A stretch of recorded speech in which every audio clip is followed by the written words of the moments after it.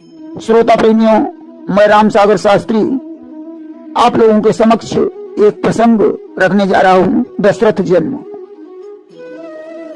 देखिए,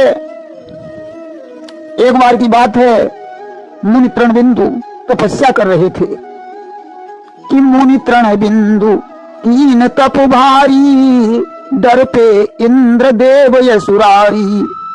जब तृणबिंदु तपस्या कर रहे थे तो इंद्रदेव भयभीत हो गए।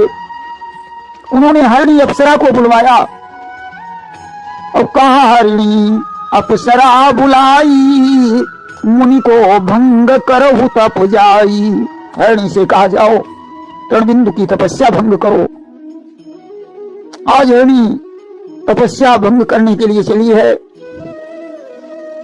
तो ते ही लखी भयो तुरत तप भंगा, अभयो क्रोध मुनि लीन उछंगा। हरिणी को देखकर मुनि की तपस्या भंग हो गई, उन्हें क्रोध आ गया।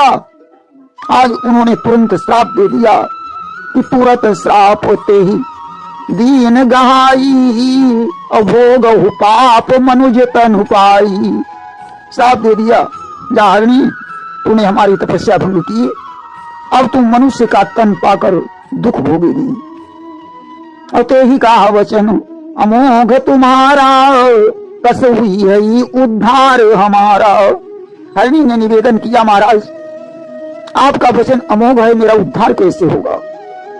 बताया, सुनो कि पूर्व जन्म की सुधि जब पई हो, और तब तन त्यागी स्वर्ग पुण्यई हो। जब तुम्हें पूर्व जन्म की याद आएगी उस समय ये तुम्हारा शरीर छूट जाएगा और फिर स्वर्गलोक में आ जाओगी।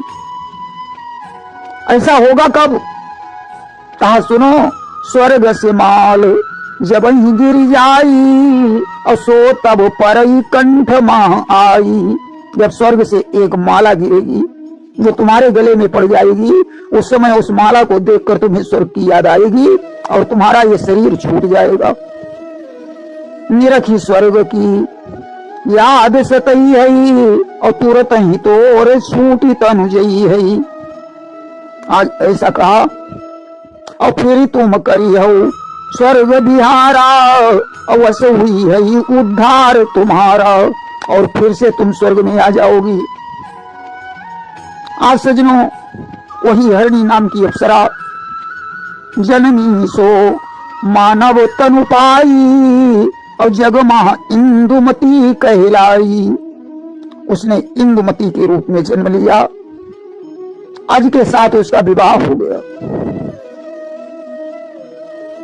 भय व्याह आई गृह नारी, इंदुमती मुख चंद्र उजारी। आज सजनों, इंदुमती राजा अज के यहाँ शोभा पाती है। दोनों का एक ही धर्म है, बड़ा प्रेम है आपस में। एक ही धर्म एक व्रत नेमा, काय वचन मन पति पद प्रेमा। उनसे एक पुत्र का जन्म हुआ।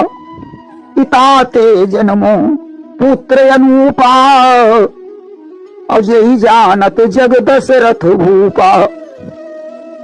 अज और इंदुमती के द्वारा एक पुत्र का जन्म हुआ जिसको लोग राजा दशरथ के नाम से जानते हैं। आज सजनों, दशरथ 8 मास के हो गए।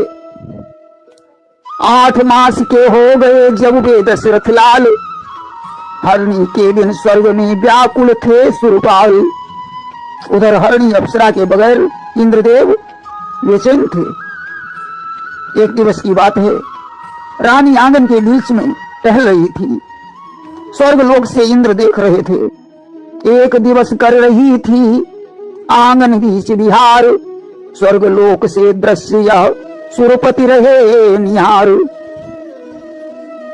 अस्तु इंद्र चाहते थे कि हरिणी स्वर्ग को वापस आए, तो इन्होंने क्या किया, एक स्वर्ग माल ले हाथों में सुरपति ने तभी गिराई है, पड़ गई गले में रानी के तो याद स्वर्ग की आई है। जैसे इंद्रदेव ने स्वर्ग की एक माला गिरा दी, रानी के गले में पड़ी, उसे तत्क्षण स्वर्ग की याद आ गई, शरीर छूट जाता है। तत्क्षण शरीर को छोड़ दिया, सुरपुर के लिए पयान किया। उसका मुख मंडल देख देख भूपति ने रुदन महान किया। रानी ने शरीर छोड़ दिया। राजा बहुत विलाप करने लगे। राजा अज बड़े दुखी हो गए कि आज सोच रहे थे बार बार पत्नी के पास पहुंच जाऊं, सारे उपाय हो गए विफल, विधना उसको कैसे पाऊं। राजा आज सोचते थे कि पत्नी के पास पहुंच जाऊं, सारे उपाय किए लेकिन नहीं पहुंच पाए। आज सज्जनों विलाप करते हैं, राजा आज रोते हैं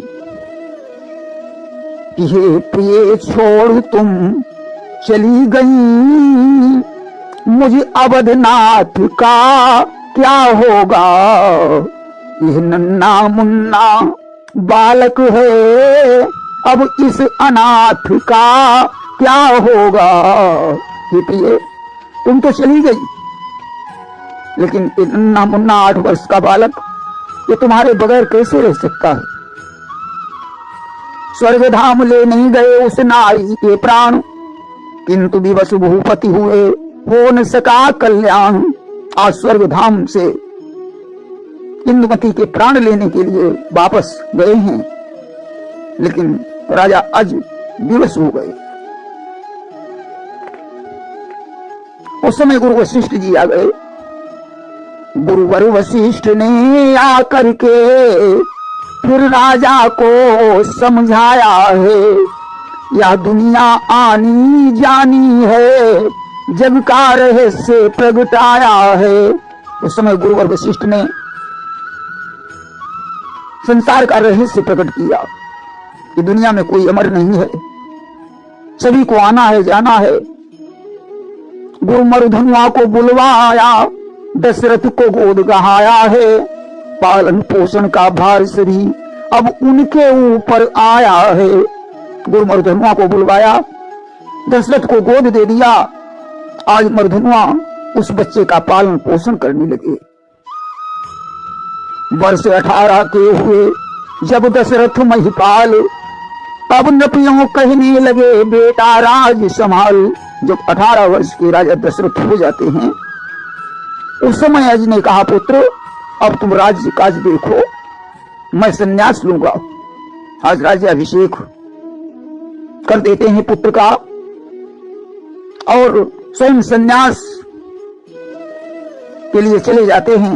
इधर सज्जनों कि मंत्री सुमंत की सेवा में दशरथ ने राज चलाया है, दे अवधनाथ महिपाल हुए, सुरपति मन में हर्षाया है। आज सज्जनों दशरथ अयोध्यानाथ बन गए, मंत्री सुमंत की देखरेख में राजकाज चलाने लगे। सज्जनों दशरथ के जन्म की कथा और प्रकार से भिन्न भिन्न प्रकार से गाई गई है। कुछ लोगों का विचार ऐसा भी है कि राजा अज निसंतान थे। एक बार जंगल में गए, एक सरोवर में उन्होंने कमल पुष्प को देखा। उस कमल को पकड़ने के लिए राजा जल में घुसे हैं, जैसे पकड़ने के लिए आगे बढ़ते हैं फूल दूर हो जाता है।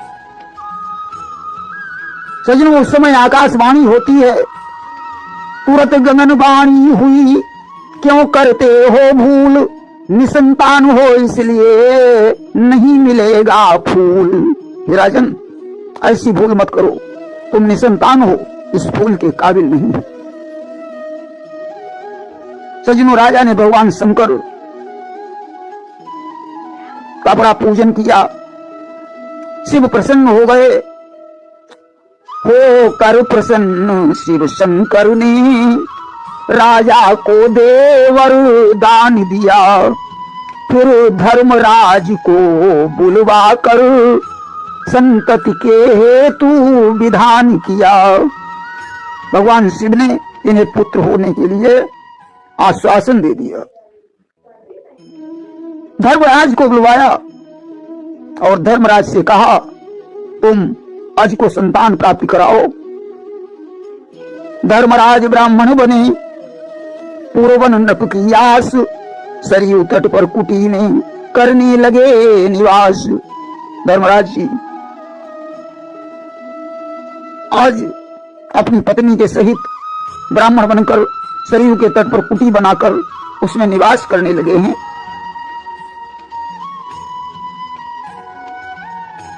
भिक्षा के लिए राजा के दरबार में पहुंचे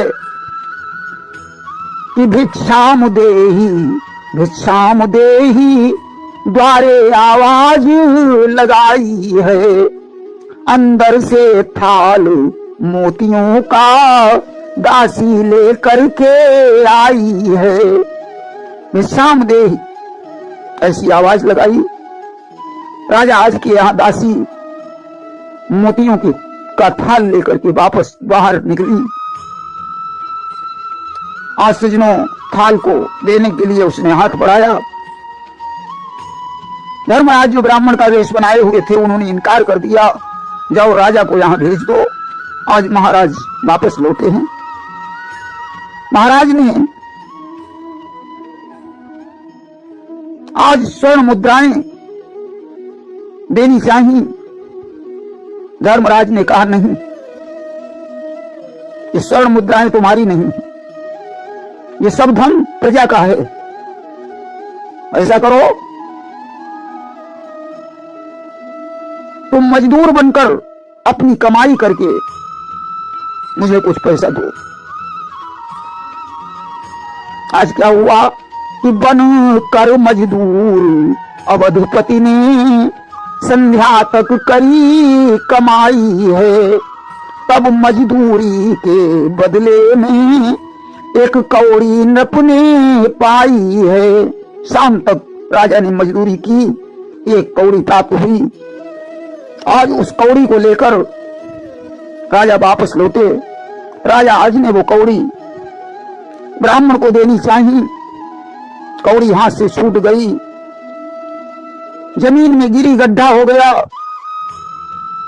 धर्मराज जो ब्राह्मण के वेश में थे उन्होंने कहा, इसे खुदवाओ। आज वहां खुदवाया गया तो उसमें धीरे धीरे 9 रथ निकले जो आकाश को चले गए। 10वें रथ पर नृप ने देखा एक सुंदर बालक लेटा है। श्री धर्मराज यूं बोल उठे, बस यही तुम्हारा बेटा है। 10वें रथ पर एक पुत्र लेटा हुआ था। कहा, बस यही तुम्हारा पुत्र है। अभवन लाई तेहि पालन कीना, दशरथ नाम तासु धई दीना। राजा उसे घर लाया, उसका नाम दशरथ रख दिया। देखिए दशरथ का अर्थ क्या होता है कि 10 सहस्र रवि को लखे, 10 दिशा रथ जाई, 10 इंद्रिय वश में करे दशरथ कहिए ताई। 10 सहस्र रवि को लखे, जो 10,000 सूर्यों को देखता है, 10 दिशाओं में जिसका रथ जाता है, 10 इंद्रियों को जो वश में कर लेता है, वही दशरथ है। आज सजनों इस तरीके से महाराज दशरथ का जन्म होता है। दशरथ ने 3 विवाह किए। कौशल्या, सुमित्रा और कैकेयी, इनकी 3 रानियां हुई और उनके द्वारा राम, लक्ष्मण, भरत, शत्रुघ्न जैसे 4 पुत्रों का जन्म हुआ है उनके घर में। दशरथ विवाह की कथा आप अगले प्रसंग में सुनेंगे। प्रेम से बोलिए वृंदावन बिहारी लाल की जय। श्रोता प्रेमियों, मैं राम सागर शास्त्री आप लोगों के समक्ष रखने जा रहा हूं कौशल्या विवाह। देखिए कौशल देश के राजा सुकौशल के यहाँ उनकी पत्नी अमृत गाधा के गर्भ से शतरूपा ने जन्म लिया। राजा ने उसका नाम कौशल्या रख दिया। कि कौशल के भूप सुकोशल घर, शतरूपा ने था जन्म लिया, कौशल्या उसका नाम रखा, राजा ने अति उत्साह किया। धीरे धीरे कौशल्या विवाह के योग्य हो गई। राजा सुकौशल ने अयोध्या में महाराज दशरथ के साथ रिश्ता तय कर दिया। रावण को जब यह बात मालूम हुई तो उसने मन में ठान लिया कि मैं यह विवाह होने नहीं दूंगा। अगर दशरथ का विवाह हो गया तो राजा अनरण्य का श्राप फलीभूत हो जाएगा, क्योंकि उन्होंने मुझे श्राप दिया था कि मेरे वंश में तेरे काल का जन्म होगा। कि गर ब्याह हो गया दशरथ का तो पैदा होगा लाल कोई, निश्चय ही मुझको मारेगा, लेगा अवतार काल कोई। आज तो जिस दिन बारात जाने वाली थी उस दिन महाराज दशरथ सरयू में नौका विहार कर रहे थे। रावण ने वहां पहुंचकर बाणों की वर्षा करके दशरथ को नौका सहित जल में डुबो दिया और कौशलपुर में पहुंचकर इसने कौशल्या का हरण कर लिया। कि तब दशमुख कौशलपुर गयऊ और कौशल्य हरिलावत भयऊ। कौशल्या को मंजूसे में बंद करके इसने समुद्र तट पर पहुंचकर राघव मत्स्य को सौंप दिया। राघव मत्स्य एक निशाचर था जो घड़ियाल के रूप में समुद्र में रहता था। कि सहित मंजूसा सागर जाई और राघव मत्स्य दिहि सौ पाई। राघव मत्स्य ने मंजूसे को मुंह में दबा लिया। आज तो जब उसे भूख लगी तो उसने उस मंजूसे को समुद्र के तट पर रख दिया और शिकार करने के लिए चला गया। दैव योग से महाराज दशरथ बहते बहते उसी तट पर पहुंच गए। कि तट पर जाकर नृप दशरथ ने मंजूसा रखा पाया है, जब खोल के देखा तो उसने एक अद्भुत दृश्य लखाया है। महाराज दशरथ ने तट पर मंजूसा देखा, उसे खोला तो उसके अंदर एक कन्या देखी। दशरथ ने पूछा तुम कौन हो? कौशल्या ने अपना परिचय बताया। अब तो दोनों ने अपना गंधर्व विवाह कर लिया और दोनों उस मंजूसे में बंद हो गए। राघव मत्स्य शिकार करके वापस आया, उसने मंजूसा उठाया और मुंह में दबा लिया। तब तक रावण पहुंचा, उसने राघव मत्स्य से मंजूसा मांगा और मंजूसे को लेकर ब्रह्मा जी के पास पहुंचा। उसने ब्रह्मा जी से कहा पितामह, मैंने तुम्हारे विधान को पलट दिया है। दशरथ डूबकर मर गया, मैं मंजूसे में बंद करके कौशल्या को ले आया हूं। ब्रह्मा जी ने हंसकर कहा, अरे मूर्ख, विधि के विधान को कभी पलटा नहीं जा सकता है। कि ब्रह्मा बोले विधि का विधान लंकेश कभी पलटता नहीं। ब्रह्मा ने कहा लंकेश ये तुम्हारी भूल है। कि ब्रह्मा बोले विधि का विधान लंकेश न कभी पलटता है, विधि के ही सिर्फ विधानों से सब कार्य सृष्टि का चलता है। तू सारे प्रयत्न करने के बावजूद भी हार गया। मेरा विधान ये कह रहा है कि दशरथ का कौशल्या के साथ विवाह हो चुका है। कि सारे उपाय करके भी तू अपना सर्वस्व खो चुका है। मेरा विधान ये कहता है दशरथ का ब्याह हो चुका है। रावण ने ज्यों मंजूसा खोला, उसने कौशल्या के सहित दशरथ को देखा। अब तो उसने म्यान से तलवार निकाली और ज्यों प्रहार करना चाहा, ब्रह्मा ने रावण का हाथ पकड़ लिया। कि बढ़कर तभी विरंच ने पकड़ा उसका हाथ, बोले क्या कर रहा है ओ लंका के नाथ। ब्रह्मा ने कहा लंकेश क्या कर रहा है? अगर तूने इन पर प्रहार किया तो राम अभी प्रकट हो जाएगा और तेरा वध कर देगा। कि यदि बार किया इन पर तूने तो दृश्य और दिखलाएगा। तेरा वध करने के खातिर ओ राम प्रकट हो जाएगा, इसलिए इन्हें छोड़ दो, यही तुम्हारे लिए बेहतर होगा। कि छोड़ दिया दशकंठ ने विधियादेश विचार, कौशल्या के साथ में लौटे अवध भुवार। आज राजा दशरथ कौशल्या के सहित अयोध्या में वापस लौट आए। प्रेम से बोलिए वृंदावन बिहारी लाल की जय। श्रोता प्रेमियों, मैं राम सागर शास्त्री आप लोगों के समक्ष रखने जा रहा हूं सुमित्रा विवाह। देखिए, कौशल्या से विवाह करने के बाद जब कोई पुत्र नहीं हुआ तो महाराज दशरथ ने दूसरा विवाह करने का विचार किया कि जब कोई पुत्र नहीं उपजा तो नप ने सोच अपार किया, दूजी शादी करने के हित तो राजा ने तभी विचार किया। उस समय काशी में महाराज सौमित्र का शासन था। राजा सौमित्र बड़े धर्मनिष्ठ और न्यायी राजा थे।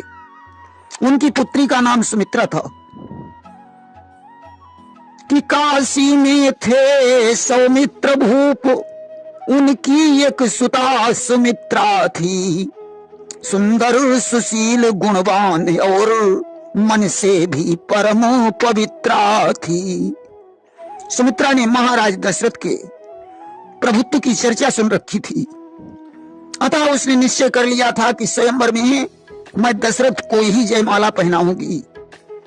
इधर राजा सौमित्र ने अपनी पुत्री को विवाह के योग्य जानकर स्वयंवर ठान दिया कि ब्याह योग्य कन्या ही अनुमानी, और दीनों भूप स्वयंवर ठानी।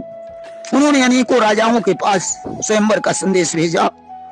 नाना देशों के राजागण स्वयंवर में उपस्थित हुए। महाराज दशरथ को ज्यों स्वयंवर की सूचना मिली, मंत्री सुमंत के सहित वे भी स्वयंवर में पहुंच गए। दशरथ तो दूसरा विवाह करना ही चाहते थे। तब तक यह संयोग भी आ गया कि सुता स्वयंवर के लिए जुड़ी सुसभा महान, बैठे निज निज मंच पर कई सहस बलवान। सभी राजागण अपने अपने मंचों पर विराजमान थे। धुंधुवी बजी और उत्सव प्रारंभ हो गया। आज राजा सौमित्र की आज्ञा से सुमित्रा ने जयमाल लेकर रंगभूमि में प्रवेश किया। सारे राजागण चकभक होकर देखने लगे कि अपने अपने भाव थे, अपने अलग विचार। सुकुमारी माला लिए चहुदिस रही निहार। सुमित्रा ने सभी राजाओं को देखा। इसके पश्चात उसने महाराज दशरथ के गले में जयमाला डाल दी कि पहले से ही सुन रखी थी उसने दशरथ की प्रभुताई, इस कारण प्रमुदित हो उसने जयमाल भूप को पहनाई। सुमित्रा तो महाराज दशरथ की प्रशंसा पहले से ही सुन चुकी थी, इसलिए प्रसन्न होकर उसने महाराज दशरथ को अपना वर चुन लिया। आज तो सुमित्रा के साथ राजा दशरथ का विवाह हो गया। आज सुमित्रा को साथ में लेकर वे अयोध्या वापस लौट आए। राजा दशरथ तो ये सोचते थे कि शायद सुमित्रा के द्वारा किसी पुत्र का जन्म होगा, परंतु काफी समय बीत गया, सुमित्रा से भी पुत्र नहीं हुआ। 2 विवाह करने के बावजूद भी महाराज दशरथ को निराशा का ही सामना करना पड़ा। प्रेम से बोलिए वृंदावन बिहारी लाल की जय। श्रोता प्रेमियों, मैं राम सागर शास्त्री आप लोगों के समक्ष रखने जा रहा हूं एक प्रसंग, कैकेयी का विवाह। देखिए, जब सुमित्रा से भी विवाह करने के बाद कोई पुत्र नहीं हुआ तो महाराज दशरथ ने तीसरा विवाह करने का विचार किया कि जब कोई पुत्र नहीं उपजा तो नृप ने सोच अपार किया, फिर ब्याह तीसरा करने को राजा ने तभी विचार किया। इधर कैकेयी देश के राजा अश्वपति थे, जिनकी पत्नी का नाम सुबलक्षणा था। उनकी पुत्री कैकेयी धनुर्विद्या में पारंगत तथा वीरांगना थी। कैकेयी को विवाह के योग्य जानकर राजा ने देश देश में ऐलान करवा दिया कि निज पुत्री कैकेयी को ब्याह योग्य अनुमान। देश देश में भूप ने करवाया ऐलान कि जो कोई वीर पुरुष मेरी पुत्री कैकेयी को धनुर्वेद में परास्त कर देगा, उसी के साथ कैकेयी का विवाह हो जाएगा। कि जो कोई वीर यहाँ आकर अपनी वीरता दिखाएगा, संग्राम जीतने वाला ही कैकेयी को ले जाएगा। महाराज दशरथ ने अनुचर द्वारा जब यह संदेश सुना तो वे भी वीरता दिखाने के लिए कैकेयी देश में पहुंचे। ये समाचार अनुचर द्वारा जब अवध धाम में आया है, दशरथ ने कौशल दिखलाकर उसको अनुचरी बनाया है। महाराज दशरथ ने धनुर्वेद में कैकेयी को परास्त कर दिया। आज तो कैकेयी का विवाह दशरथ के साथ हो गया। विवाह होने के पश्चात राजा अश्वपति ने दशरथ से एक कौल करवाया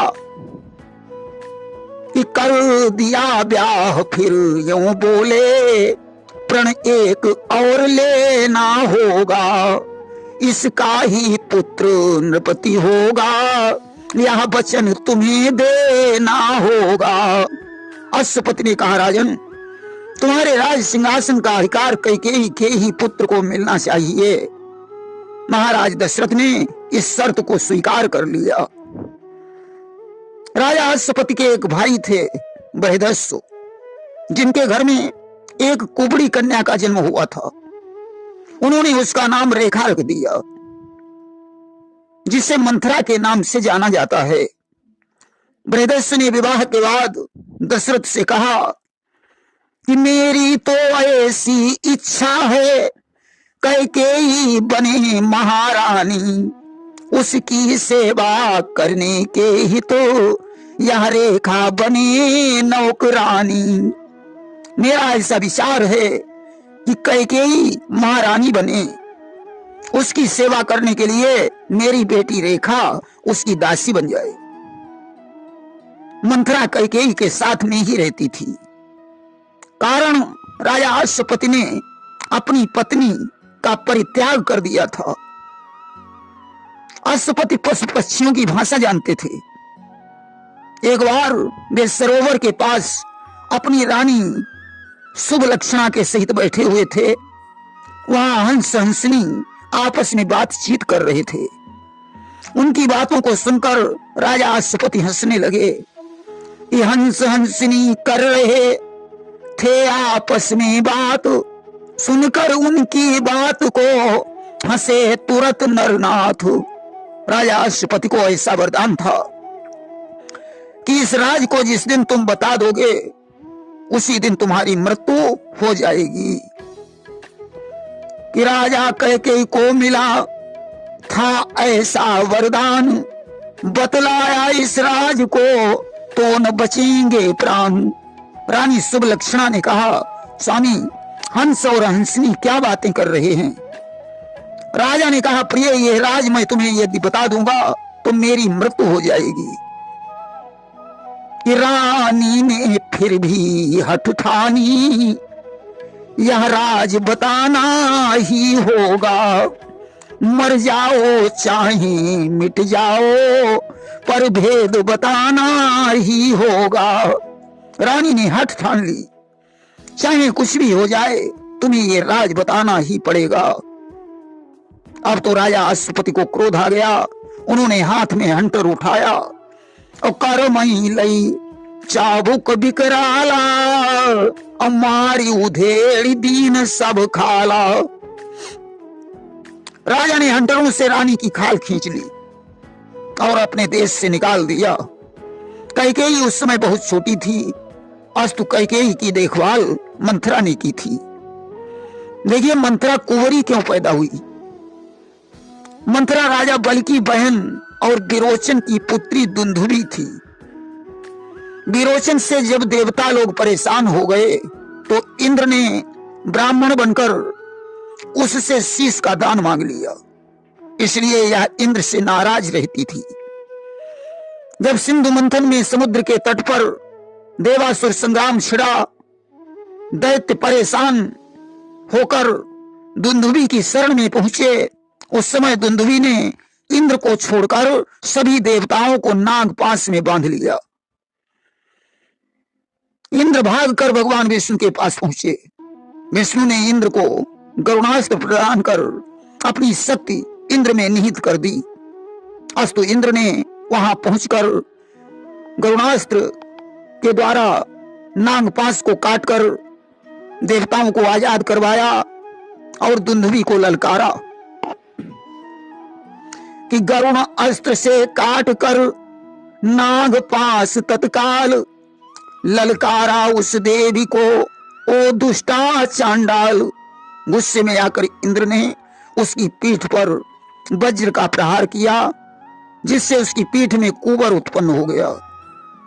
अस्तु ये भगवान विष्णु से बदले की भावना रखने लगी कि बदले की भावना रख दैत्य शरीर बिहाए, मरकर वही दैत्यनी बनी मंथरा आए। बदले की भावना से वही दुंदुभी मरकर मंथरा बनी, इसीलिए मंथरा ने कैकेयी को भड़काकर राम को वनवास दिलवा दिया था। प्रेम से बोलिए वृंदावन बिहारी लाल की जय। श्रोता प्रेमियों, मैं राम सागर शास्त्री आप लोगों के समक्ष रखने जा रहा हूं दशरथ कैकेयी मिलन। देखिए रामायण में कैकेयी का चरित्र इतना कलंकित हो गया कि लोगों ने अपनी बेटियों का नाम कैकेयी रखना बंद कर दिया। कौशल्या, सुमित्रा, सुनैना, यहां तक कि मंदोदरी नाम भी रख देंगे, परंतु कैकेयी नाम नहीं रखेंगे, क्योंकि कैकेयी ने अपनी जिद ठान कर राम को 14 वर्षों का वनवास दे दिया था, इसीलिए कैकेयी का नाम बदनाम हो गया। यहां तक कि जब राम वन को जा रहे थे तो उनके साथ सीता भी चल पड़ी। लक्ष्मण ने कहा भैया मैं तो आपके शरणों का दास हूं, मुझे भी अपने साथ ले चलो। राम ने लक्ष्मण को भी साथ में ले लिया। रास्ते में जब राम ने सीता को दुखी देखा, जिनके माथे पर पसीना है, पैरों से चला नहीं जा रहा है, जिसने कभी कठोर जमीन पर अपना पांव नहीं रखा, सीता की दशा को देखकर राम एक वृक्ष की छाया में बैठ गए। लक्ष्मण भी राम के पास बैठे हैं। उस समय लक्ष्मण ने राम के चरणों में अपना सिर रखकर कहा भैया कैकेयी माता जैसी कौन कुमाता होगी जिसने आपको 14 वर्ष का वनवास दे दिया। राम ने कहा लक्ष्मण कैसी बातें कर रहे हो, अरे पुत्र कुपुत्र पैदा हो सकता है परंतु माता कभी कुमाता नहीं होती। इसमें कैकेयी माता का कोई दोष नहीं है। इस संसार में कोई किसी को कष्ट नहीं देता, समस्त जीव अपने अपने कर्मों का फल भोग रहे हैं। कि को न काहू कर दुख सुख दाता और निज कृत कर्म भोग फल भ्राता। इस शरीर से जो भी पाप होता है वह मनुष्य को भोगना पड़ता है। आज ऐसे शब्द सुनकर लक्ष्मण जी शांत हो गए। देखिए जब कैकेयी ने दशरथ से 2 वरदान मांगे थे, उस समय भरत और शत्रुघ्न ननिहाल में थे। जब दशरथ की मृत्यु के पश्चात भरत जी आए तो उन्होंने अपनी माता कैकेयी को बहुत फटकारा कि हंस वंश दशरथ जनक राम लखन से भाई, जननी तू जननी भई विधि सन कछु न बसाई। भरत ने कहा अरे माता तूने राम और लक्ष्मण को वन भिजवाकर दशरथ के वंश को कलंकित कर दिया। मुझे तो तुझे माता कहने में भी लज्जा आती है। परंतु वशिष्ठ जी ने भरत को समझाया कि सुनहु भरत भावी प्रबल बिलखि कहु मुनिनाथ, हानि लाभ जीवन मरण यश अपयश विधि हाथ। वशिष्ठ जी ने बिलख कर कहा भरत होनी प्रबल है, हानि लाभ जीवन और मरण, यश तथा अपयश ये सभी विधाता के हाथों में होता है। देखिए, राम के वनवास में कैकेयी का किंचित मात्र भी दोष नहीं है। कैकेयी राम को भरत से भी अधिक चाहती है। अगर राम वन को नहीं जाते तो राम आज रामायण में नायक नहीं कहलाते। यह सब कृत्य देवताओं की इच्छा पर निर्भर था। माता सरस्वती द्वारा बुद्धि का परिवर्तन हुआ। रावण के विनाश का समय सन्निकट था। राम की कुंडली में उस समय राजभंग योग की प्रबलता थी। कैकेयी तो सिर्फ माध्यम है। यह सब विधाता की इच्छा से हो रहा था। जगदीशानंद रामायण में कैकेयी पूर्व जन्म में कलहा नाम की एक ब्राह्मणी थी, जिसने 4 जन्मों के पश्चात कैकेयी देश में राजा अश्वपति के यहां जन्म लिया और कैकेयी नाम से प्रसिद्ध होकर राजा दशरथ की रानी बनी। आइए अब हम कैकेयी के पूर्व जन्म पर प्रकाश डालते हैं कि कर्नाटक सौराष्ट्र मझारी और भिक्षु विप्र कलहायुत नारी। कर्नाटक प्रांत में एक धर्मदत्त नाम का ब्राह्मण रहता था, जिसकी पत्नी का नाम कलहा था। कलहा बड़े दुष्ट स्वभाव की थी, जो रोज अपने पति का तिरस्कार करती थी, बात बात में झगड़ा किया करती थी। धर्मदत्त बड़ा सरल स्वभाव का था, परंतु पत्नी बड़ी कर्कशा थी। इतना ही नहीं, कलहा स्वयं तो पूरी पकवान बनाकर खाती थी और ब्राह्मण को रूखा सूखा भोजन देती थी। कि नित पूरी पकवान बनावई अवा खाई पति को न खिलावई। देखिए, पति कोढ़ी, अंधा, बहरा, रोगी कैसा भी हो, परंतु उसका अपमान नहीं करना चाहिए, भले ही वह निर्धन क्यों न हो। यदि पति का अपमान कोई नारी करती है तो उसे रौरव नरक में जाना पड़ता है। कि कई से पति कर कि अपमाना और नारी पावई एम पुर दुख नाना। दूसरी बात, जो स्त्री अपने पति की जूठन खाती है वह सदा सौभाग्यवती रहती है। जो अपनी जूठन पति को खिलाती है वह अपने पति की आयु को घटाती है। पति की एक थाली में खाने से पति की बुद्धि नष्ट होती है। पति को पहले भोजन कराकर पत्नी को उस थाली में भोजन करना चाहिए।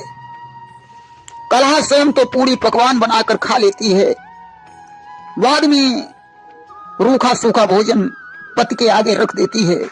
विप्रदेव जैसे तैसे अपनी गुजर बसर कर रहे हैं। एक दिन उनका विचार आया कि लाओ दूसरा विवाह कर लें, शायद उससे सुख प्राप्त हो। देखिए, सुख जब कर्म में नहीं है तो भले ही 10 विवाह कर लो, परंतु सुख नहीं मिलेगा। धर्मदत्त ने अपना दूसरा विवाह कर लिया और एक नारी ते सब घर उहालई और दुई दुई नारी कौन संभालई। एक स्त्री से तो घर हिल रहा था, अब 2-2 स्त्रियों को कैसे संभाला जाए। अब तो दोनों पत्नियों के बीच रोज झगड़ा होने लगा। देखो, सौतिया डाह बहुत बुरा होता है। स्त्री सब कुछ सहन कर लेती है, परंतु सौत को कभी आंखों से नहीं देख सकती। कि अन्न न होई भूमि जहां कासा और सौती करई गृह सत्यानाशा। जिस खेत में कांस पैदा हो जाए उसमें कभी अन्न नहीं होता। जिसके घर में सौत आ जाए समझो उस घर का विनाश शुरू हो गया। इस सौत से मौत 100 गुना सही, जो एक बार ही आती है, पर सौत नहीं अच्छी किंचित छाती दिन रात जलाती है। सौत से तो मौत भी भली है, जो कम से कम एक बार ही आती है, परंतु सौत तो दिन रात खोपड़ी पर होरा भूंजती है। यहां तक कहा गया है कि सौत भली नहीं चून की और चाहे सोने की होई। सौत चून की भी भली नहीं है। जानते हो ये कहावत कहां से चली? एक बार एक स्त्री पड़ोसन के पास गई। उसने कहा, दीदी मुझे झगड़ा करने की आदत पड़ी है। मायके में तो अपनी बहनों से झगड़ा कर लेती थी, यहाँ ससुराल है, घर में ननद जिठानी सास ससुर देवर कोई नहीं है। पतिदेव सुबह से ड्यूटी पर चले जाते हैं, रात को लौटते हैं। अगर दिन में झगड़ा करना हो तो कैसे करें? पड़ोसन बोली तुम एक आटा की सौत बना लो और उसके साथ झगड़ा करती रहो। स्त्री के बात समझ में आ गई, उसने आटे की एक सौत बनाई और उसके साथ झगड़ा करने लगी। बोली अली सौत, मैंने सुबह जल्दी उठकर घर का सारा काम काज कर लिया, तुम अभी तक पड़ी सो रही है, उठ और खाना बना। अब आटे की सौत बिचारी क्या बोले। स्त्री ने चूल्हा जलाया और बोली तू बड़ी दुष्ट है, इसलिए आज तेरा किस्सा ही खत्म कर देती हूं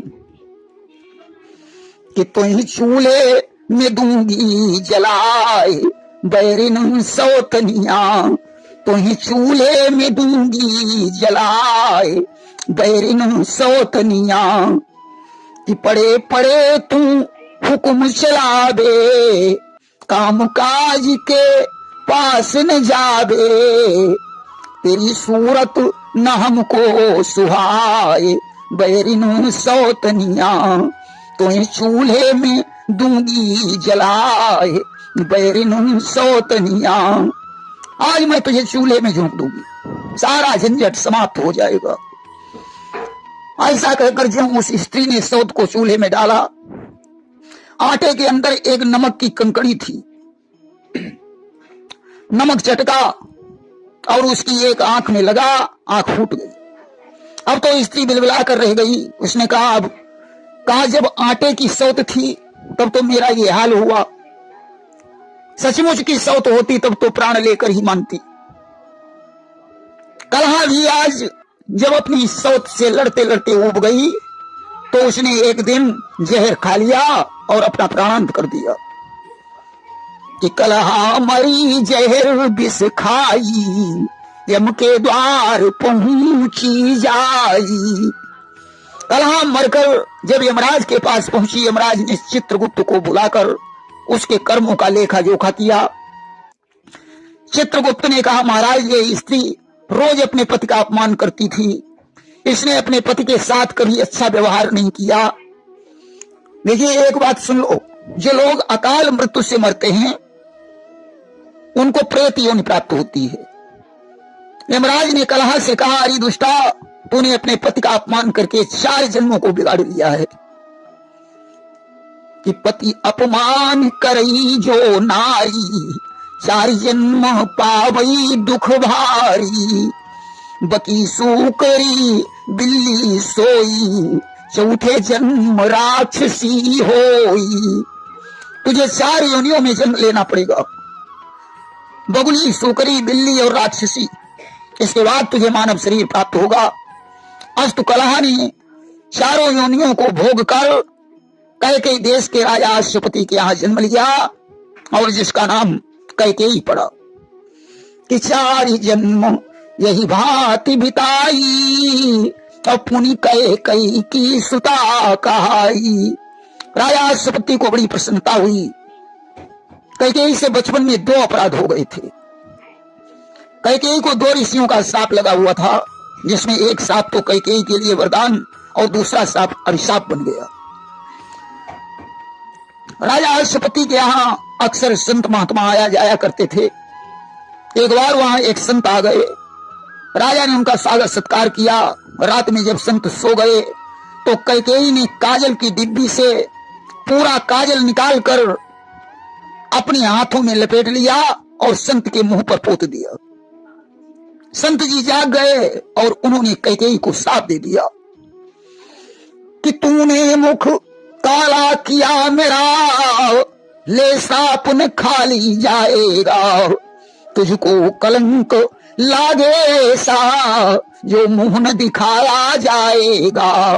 हे दुष्ट लड़की, तूने मेरे मुंह को क्या काला किया। मैं तुझे श्राप देता हूं कि एक दिन तुझे इतना बड़ा कलंक लगेगा जो संसार में तुम मुंह दिखाने के काबिल नहीं रहेगी। इसीलिए वरदान मांगकर कैकेयी कलंकित हो गई। इसके कुछ दिनों बाद एक दिन अश्वपति के यहाँ दुर्वासा ऋषि आ गए। राजा अश्वपति बड़े प्रसन्न हुए। उन्होंने चरणों पर मस्तक रखकर कहा कि संत दरस दुर्लभ जग माही, और यही सम पुण्य पुंज को नाही। संतों का दर्शन बहुत पुण्य से प्राप्त होता है। दुर्वासा को भोजन करवाया। भोजन के पश्चात वे सो गए। छोटे बच्चे वैसे भी बड़े शैतानी होते हैं। कैकेयी दुर्वासा के पास पहुंची। उसने उनकी दाढ़ी पर हाथ फिराया। सोचने लगी बाबा जी सो गए। उसने धीरे से दुर्वासा का दंड उठाया और लेकर भाग खड़ी हुई। दुर्वासा बड़े क्रोधी महात्मा थे। उनकी आंखें खुल गईं, क्रोध से तमतमा उठे और कैकेयी को श्राप दे दिया कि जिस हाथ से दंड उठाया है वह हाथ सजा अब पाएगा। है श्राप हमारा, हाथ तेरा वह पत्थर का हो जाएगा। तूने जिस हाथ से हमारा दंड उठाया है, मैं श्राप देता हूं तेरा वो हाथ पत्थर का हो जाए। अब तो राजा अश्वपति भी आ गए। उन्होंने कहा महात्मन, लड़की का एक हाथ पत्थर का होगा तो कौन इसके साथ विवाह करेगा? महाराज अपना श्राप वापस ले लीजिए। दुर्वासा ने कहा जब या मुझे अपना गुरु बनाएगी तो इसका हाथ ठीक हो जाएगा, परंतु एक उंगली फिर भी पत्थर की बनी रहेगी। जो उंगली इसके लिए वरदान सिद्ध होगी। आज कैकेयी को शिष्या बनाकर दुर्वासा ऋषि ने उसे वेद शास्त्र धनुर्वेद की शिक्षा प्रदान की। कैकेयी युद्ध निपुण वीरांगना बन गई। दुर्वासा तो वहां से चले गए। कैकेयी विवाह के योग्य हो गई। उस समय राजा अश्वपति ने विचार किया कि मैं अपनी पुत्री का विवाह उसी के साथ करूंगा जो धनुर्वेद में मेरी पुत्री को परास्त कर देगा। संयोगवश इधर कैकेयी रथ पर सवार होकर एक दिन सखियों के सहित वन विहार करने के लिए गई। उधर महाराज दशरथ भी रथ पर सवार होकर वन विहार को निकले। चलते चलते कैकेयी प्रदेश में पहुंचे और उसी वन में घुसे जिस वन में कैकेयी थी। अचानक कैकेयी ने एक हिरण को देखा। उसने धनुष पर बाण चढ़ाया और हिरण पर चला दिया। महाराज दशरथ ने भी उसी हिरण पर अपना शब्दवेदी बाण चलाया। दोनों बाण साथ साथ छूटे और साथ ही साथ जाकर उस हिरण के लगे कि दोन सर किन्हों संधाना और लागत ही मृग तजे ऊपर आना। बाण लगते ही हिरण मर गया। कैकेयी कहती है मेरे बाण से मरा, दशरथ कहते हैं मेरे बाण से मरा। दोनों में तकरार हो गई। जंगल में फैसला नहीं हो पाया। मामला राजा अश्वपति के पास पहुंचा। अश्वपति ने चक्रवर्ती सम्राट दशरथ का स्वागत सम्मान किया। विचार करने लगे कि दशरथ ही कैकेयी के योग्य हैं। उन्होंने दशरथ को अपने महलों में रोक लिया। देखिए, आतिथ्य सत्कार करना बहुत बड़ा धर्म होता है कि अतिथि विमुख द्वार ते जाई और सतवर्षन की पूर्ण नसाई। अतिथि अगर द्वार से विमुख होकर जाता है तो 100 वर्षों का पूर्ण नष्ट हो जाता है। दशरथ यहां अतिथि हैं। दशरथ को भी कैकेयी प्रिय थी। जिस समय कैकेयी अट्टालिका पर चढ़ी, मौका पाकर दशरथ ने एक पत्र लिखकर बाण में बांधकर कैकेयी के पास भेजा कि उरई इच्छा अस करऊ विवाहु अपूर्वहु सुंदरी मोर उछाहु। हे राजकुमारी, तुम मेरे साथ अपना विवाह कर लो। कैकेयी ने भी बाण में पत्र बांधकर दशरथ के पास भेजा जिसमें लिखा था महाराज, इसके लिए आपको मेरे पिता से परामर्श लेना पड़ेगा। साहस बटोरकर दशरथ ने अश्वपति से कैकेयी का हाथ मांगा। अश्वपति ने एक शर्त रखी कि मम पुत्री ते और सुत जो होई और राज सिंहासन बैठई सोई। मेरी पुत्री से जो पुत्र होगा वही तुम्हारे राज सिंहासन पर बैठेगा। दशरथ ने शर्त को स्वीकार कर लिया और हुई गो ब्याह, खुशी अति छाई और चले अवधपति विदा कराई। दोनों में विवाह हो गया। दशरथ कैकेयी को लेकर अयोध्या लौट आए। उसी समय शूर्पणखा के पति विद्युत जिह्वा ने स्वर्ग लोक पर आक्रमण कर दिया। इंद्र दशरथ से मदद मांगने आए। कैकेयी के सहित दशरथ स्वर्गलोक में गए। विद्युत जिह्वा से युद्ध हुआ। उस युद्ध में दशरथ के रथ के पहिए की धुरी निकल गई। कैकेयी ने वही अपनी पत्थर वाली उंगली धुरी की जगह पर डाल दी। दशरथ युद्ध में विजयी हुए। बाद में उन्होंने कैकेयी को देखा कि वह अपनी उंगली डाले हुए बैठी है कि रथ की धुरी निकरी जब गयऊ और कैकेयी निज अंगुली दयऊ प्रमुदित हुई नृप की न बखाना मांग ले हो कोई दुई वरदाना। दशरथ ने प्रसन्न होकर कहा, प्रिय तुम हमसे कोई 2 वरदान मांग लो।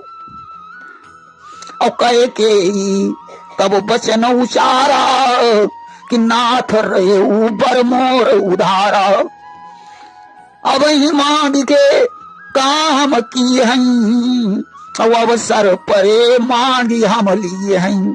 कैकेयी ने कहा, स्वामी हमारे वरदान उधार रहेंगे, मौका पड़ने पर हम मांग लेंगे। आज वही 2 वरदान मांग कर कैकेयी कलंकित हो गई। प्रेम से बोलिए वृंदावन बिहारी लाल की जय। श्रोता प्रेमियों, मैं राम सागर शास्त्री आप लोगों के समक्ष रखने जा रहा हूं कैकेयी के पूर्व जन्म की कथा। देखिए, कैकेयी पूर्व जन्म में कलहा नाम की एक राक्षसी थी। एक बार करवीरपुर का विष्णु भक्त ब्राह्मण मंदिर में जागरण करने जा रहा था। रास्ते में उसकी भेंट कलहा से हो गई। धर्मदत्त उस भयानक राक्षसी को देखकर भयभीत हो गया।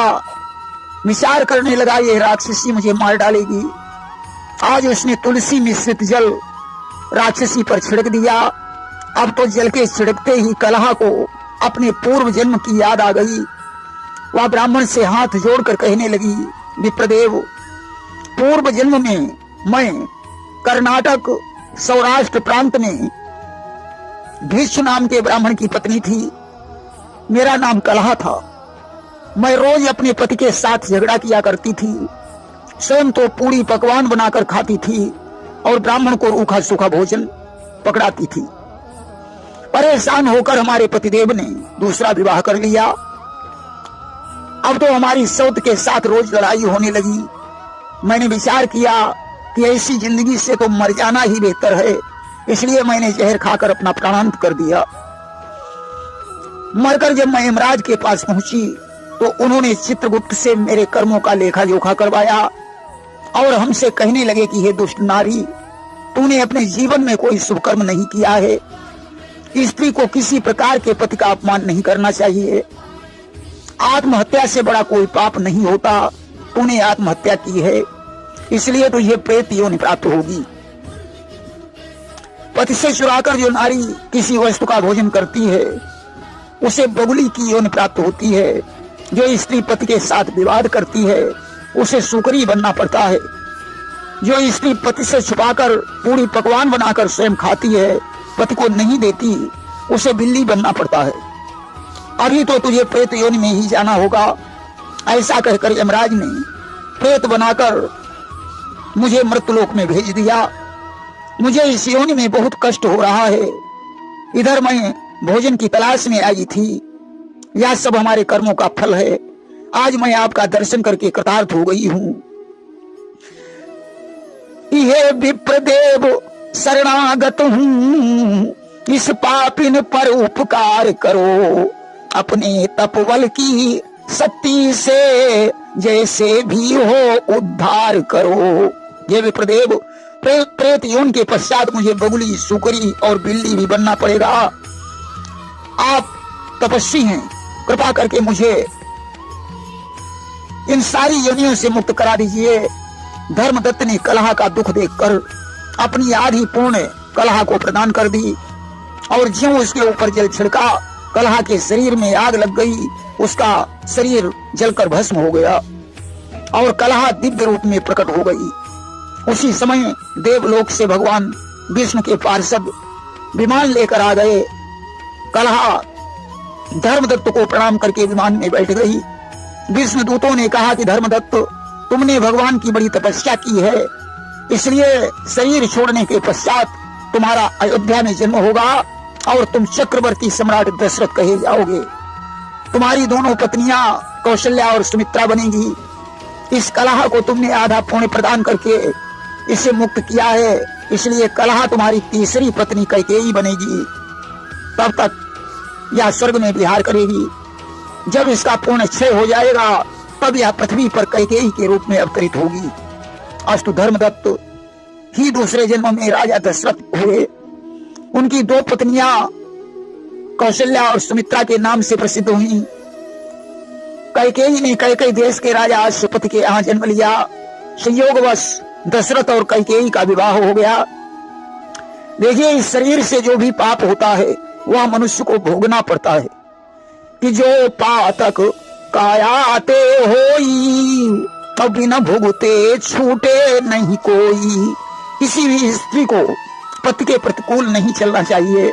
लूला लंगड़ा अंधा बहरा रोगी धनहीन कैसा भी पति हो, परंतु उसका तिरस्कार नहीं करना चाहिए कि कई से पति कर ही अपमाना और नारी पाव यमपुर दुख नाना। पति के अपमान से उस स्त्री को यमपुर में नाना प्रकार के कष्ट भोगने पड़ते हैं। देखिए, भक्त भगवान से भी बड़ा है।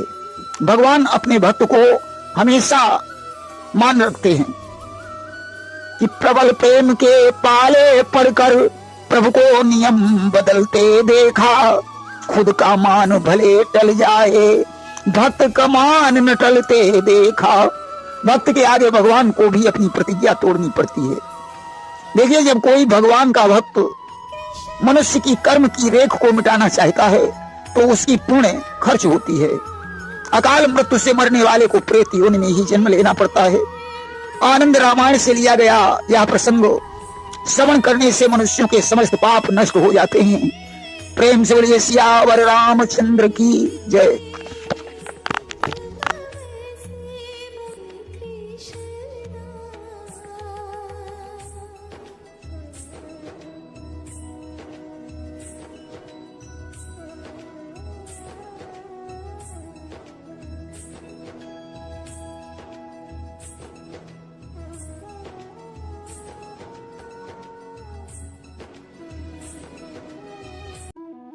श्रोता प्रेमियों, मैं राम सागर शास्त्री आप लोगों के समक्ष रखने जा रहा हूं एक प्रसंग, राम की बड़ी बहन शांता का विवाह।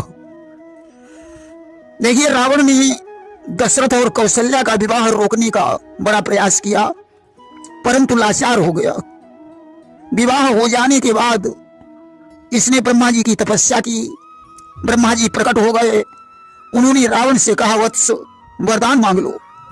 तो जानते हो रावण ने क्या मांगा कि दशरथ नृप बीरजते कोई और जगमा पुत्र प्रकट ना होई।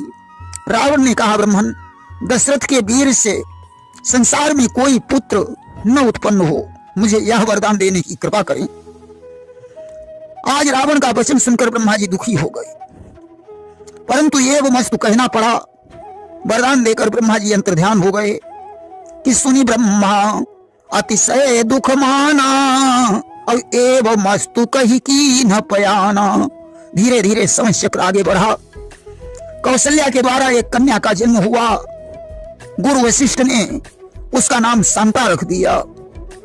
परंतु शांता के जन्म लेने के पश्चात अयोध्या में 12 वर्ष का अकाल पड़ गया कि 12 वर्ष न बरसे पानी और भई सभी तो प्रजा अकुलानी।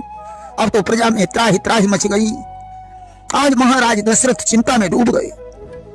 उन्होंने गुरु वशिष्ठ से पूछा, मुनिवर अब मुझे क्या करना चाहिए? वशिष्ठ जी ने कहा, राजन, यह कन्या किसी निसंतान को दान कर दो, यही बेहतर उपाय है। कौशल्या की बड़ी बहन वर्षिणी अंग देश के राजा रोमपाद को विवाही थी। उसके कोई संतान नहीं थी कि रोमपाद नृप के यहाँ हुई न थी संतान। आज तो बुला कर उन्हीं को कन्या कर दी दान। आज तो महाराज दशरथ ने वर्षिणी और रोमपाद को अयोध्या में बुलवाया और शांता को गोद दे दिया। इसके बाद महाराज दशरथ ने गुरु वशिष्ठ की सम्मति से श्रृंगी ऋषि को बुलवाकर इंद्र यज्ञ करवाया। वर्षा हुई और प्रजा प्रसन्न हो गई। उधर शांता अंग देश की राजकुमारी बन गई। शांता बड़ी सज्जन, सुशील, धर्मनिष्ठ और वेदज्ञ थी। एक दिन की बात है, महाराज रोमपाद पूजा कर रहे थे। चौमास का महीना था। एक ब्राह्मण खेती की समस्या लेकर राजा रोमपाद के पास आया। राजा ध्यानावस्था में थे। उन्होंने उस ब्राह्मण की बात पर कोई ध्यान नहीं दिया। ब्राह्मण नाराज होकर वापस चला गया। अस्तु ब्राह्मण के लौटते ही राजा के राज्य में 12 वर्ष का सूखा पड़ गया। कि ब्राह्मण के वहां लौटते ही 12 वर्ष का अकाल पड़ा। कौन सा पाप यह मेरा है, चक्कर में वह भोपाल पड़ा। राजा समझ नहीं पा रहा था कि आखिर मैंने ऐसा क्या पाप किया है जो मेरे राज्य में अकाल पड़ गया। आज राजा ने विभांडक ऋषि के पुत्र श्रृंगी को बुलवाकर इंद्र यज्ञ करवाया। वर्षा हुई और प्रजा प्रसन्न हो गई। कि इस अनुष्ठान से हो प्रसन्न, राजा ने अति उत्साह किया। अपनी शांता सुकुमारी का श्रृंगी के साथ विवाह किया। इस अनुष्ठान से प्रसन्न होकर राजा रोमपाद ने शांता का विवाह श्रृंगी ऋषि के साथ कर दिया। शांता श्रृंगी ऋषि के साथ रहकर परम तेजस्वी और ज्ञानवान हो गई। यहां तक जब महाराज दशरथ के यहाँ 3 विवाह करने के बावजूद भी पुत्र नहीं हुआ, तब गुरु वशिष्ठ ने श्रृंगी ऋषि को बुलवाकर पुत्रेष्ट यज्ञ करवाने का आदेश दिया। महाराज दशरथ ने श्रृंगी के पास मंत्री सुमंत को भेजा, परंतु यह कहलवाया कि इस यज्ञ में शांता नहीं आनी चाहिए, क्योंकि दशरथ डरते थे कि उसके आने से कहीं अयोध्या में फिर से अकाल न पड़ जाए। श्रृंगी ऋषि ने सुमंत से कहा, शांता हमारी पत्नी है, यज्ञ में वह ऋतिक होगी, बिना शांता के मैं यज्ञ करने के लिए नहीं आ सकता हूं। आज तो तुम सर्वप्रथम मेरा यह संदेश दशरथ को सुना देना कि महिपाल याद रखना इतना, मेरी पत्नी भी आएगी। पदभार ऋतिक का लेकर वह पुत्रेष्ट यज्ञ करवाएगी। अस्तु महाराज दशरथ ने स्वीकार कर लिया। जिस समय शांता अयोध्या में आई, उसने शिष्टाचार के नाते से कौशल्या के चरण स्पर्श किए।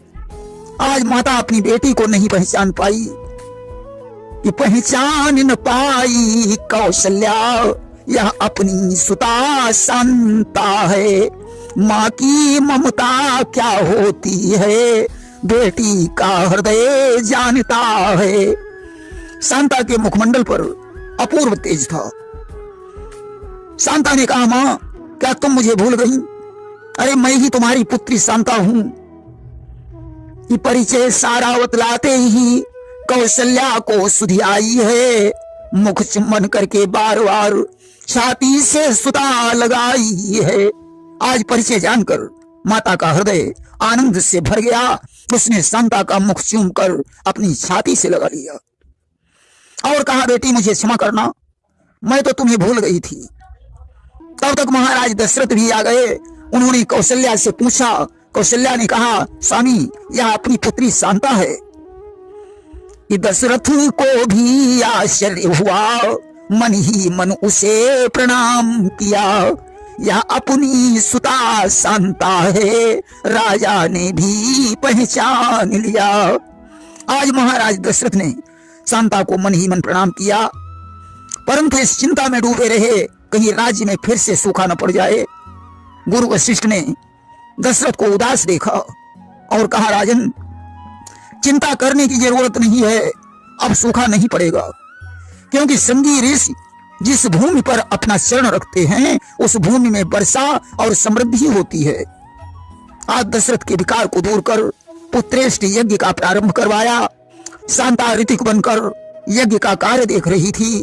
पूर्णाहुति के दिन अग्निदेव हाथ में चरु लेकर प्रकट हो गए और उन्होंने कहा, राजन तुम्हारा यज्ञ पूर्ण हुआ।